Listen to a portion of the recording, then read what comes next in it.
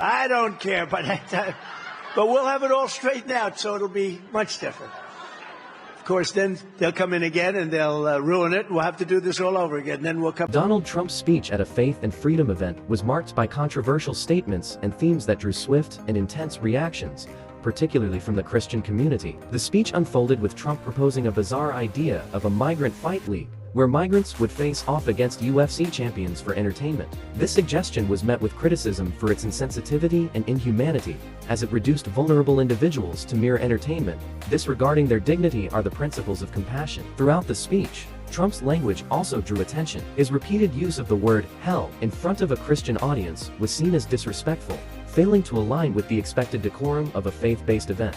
Moreover, his storytelling veered into irrelevant and nonsensical territory, such as recounting a bizarre anecdote about sharks and expressing a preference for being electrocuted over being eaten by sharks. One of the most controversial moments came when Trump compared himself to Jesus Christ, particularly in terms of suffering and wounds. This comparison was deeply offensive to many Christians, who view Jesus as a figure of sacred significance and his suffering as central to their faith. By the way, just by being so incompetent, he's a threat to democracy.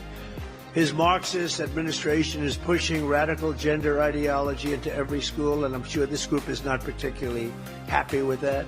And Crooked Joe has demonstrated an amazing ability to, he's just to demolish the rule of law by arresting political opponents, dissidents, Christians, pro-life activists like a third world dictator would do. It's a disgrace what's happened to our country in such a short period of time, 3.5 years.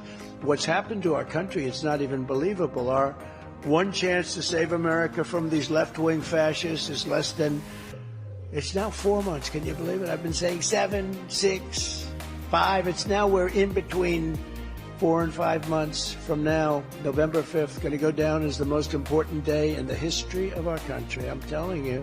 Because we're not going to have, I hope we can get there without ending. Trump's attempt to draw parallels between his political battles and Jesus' sacrifice was perceived as a cynical manipulation of religious sentiment for personal gain, further alienating him from his Christian supporters. In addition to these divisive statements, Trump's speech took a puzzling turn when he seemingly dismissed the importance of voting, despite his previous emphasis on election integrity and the necessity of his supporters' votes. Trump told his audience not to worry about voting, implying that he already had sufficient support secured. Beyond the immediate reactions, Trump's speech resonated with broader debates about the role of religion in politics and the ethical boundaries of public discourse. It prompted discussions about the limits of political rhetoric and the expectations of leadership in respecting diverse religious beliefs and values. This contradiction in messaging left many of his staunch supporters feeling confused and betrayed, questioning the consistency and sincerity of his political stance. The fallout from Trump's speech was significant within the MAGA Make America Great Again movement and among conservatives more broadly. Many supporters expressed dismay on social media,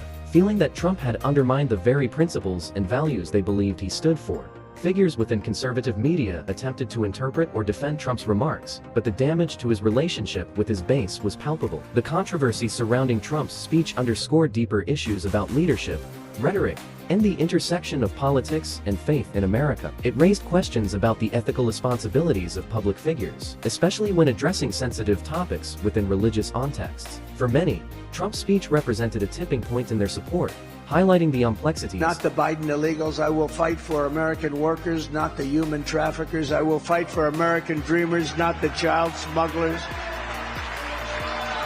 And I will restore the sovereign borders of the United States of America. So help me God.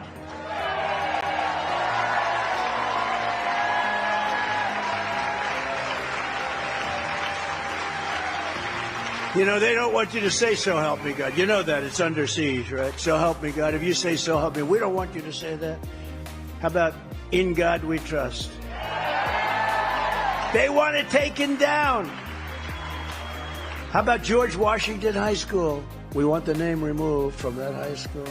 They don't know why. They thought he had slaves. Actually, I think he probably didn't, but anybody that was, it's just like incredible.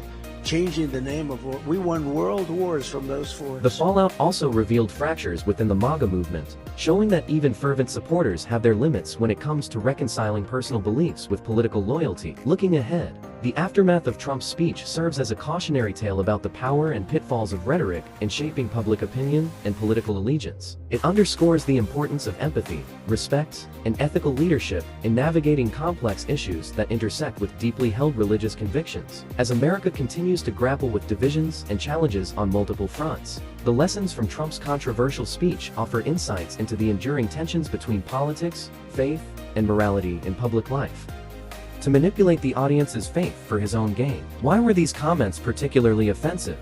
For starters, Jesus is revered in Christianity as the sinless Son of God who sacrificed himself for the salvation of humanity. His wounds are seen as sacred, a symbol of his love and sacrifice. For Trump, to draw a parallel between his political wounds and the sufferings of Jesus is not just insensitive, it's a profound misunderstanding of Christian theology. It trivializes the immense significance of Jesus' sacrifice and reduces it to a mere political metaphor. 17 like fishing boats. 17 to 30 feet. And I said, "How's everything going?" "No good. They want us to go all electric." I said, "Well, would that work?" "No, because it's so heavy we can't get the boat to float." Moreover, Trump's assertion that the audience would be impressed by his body if he took his shirt off adds a layer of absurdity to the whole scenario. It's hard to see how this kind of self-aggrandizement fits with the humility and selflessness that are central to the teachings of Jesus. The Christian faith emphasizes humility, service to others, and the recognition of one's own imperfections, qualities that seemed completely absent from Trump's speech. The backlash was inevitable. Many in the Christian community felt that Trump was using their faith as a prop,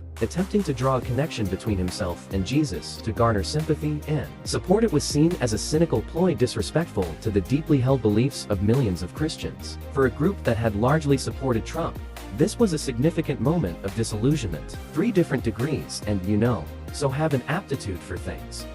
There is such a thing as an aptitude. I said, "Well, what would happen if this boat is so heavy and started to sink?" Trump's speech took a truly perplexing turn when he essentially told his supporters that he didn't need their votes. Yes, at a rally meant to energize and rally his base, he stood there and said he had all the votes he needed, and that they shouldn't worry about voting. Can you believe that after all his endless rants about election integrity and the supposed stolen 2020 election, he suddenly suggests that their votes don't matter? This is the same Trump who has been shouting from every podium. Supporters feeling confused and betrayed. They've been rallying behind him, believing in his claims of a rigged election and the importance of their vote to safeguard democracy. Now, their leader was telling them not to vote. The sense of betrayal was palpable. Many took to social media expressing their frustration and disappointment.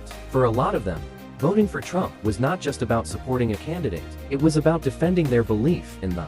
In conclusion, Donald Trump's speech at the Faith and Freedom event sparked intense controversy and criticism for its insensitive remarks, inappropriate language, and controversial comparisons. The fallout revealed significant divisions within his support base and raised broader questions about the ethical responsibilities of political leaders in addressing religious audiences.